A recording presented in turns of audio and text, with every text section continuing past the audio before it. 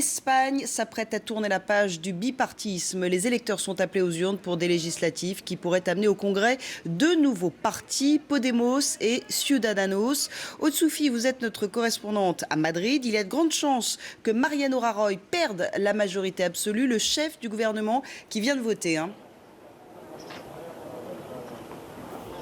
Il vient de voter dans ce bureau derrière moi il y a à peu près un quart d'heure et il s'est ensuite exprimé brièvement pour appeler les Espagnols à aller voter. Il a dit d'ailleurs que pour le moment la participation était bonne, on aura des chiffres précis à partir de 14h30, mais il s'est réjoui, félicité de cet engouement pour cette élection. Alors il faut le dire, cette élection elle est inédite en Espagne puisque comme vous le soulignez, elle marque la fin du bipartisme.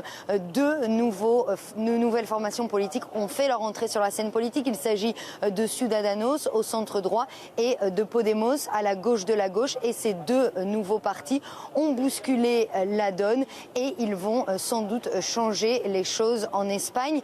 C'est la raison pour laquelle aussi les résultats sont très incertains puisque c'est la première fois que les Espagnols ont un tel choix et les scores devraient être très serrés. On aura des premiers résultats à partir de 22h, mais ce qui est quasiment certain, c'est qu'aucun parti n'aura un score suffisant pour gouverner seul lors de l'annonce des résultats. Il va donc très rapidement se nouer des alliances, des discussions vont se mettre en place entre les partis pour savoir qui va gouverner avec qui. Y aura-t-il un gouvernement de coalition ou un gouvernement minoritaire qui votera chaque texte avec l'un ou l'autre des partis de l'opposition. En tout cas, je vous le disais donc, à partir de 20h, on aura des sondages sortis des urnes et à partir de 22h30, des résultats officiels.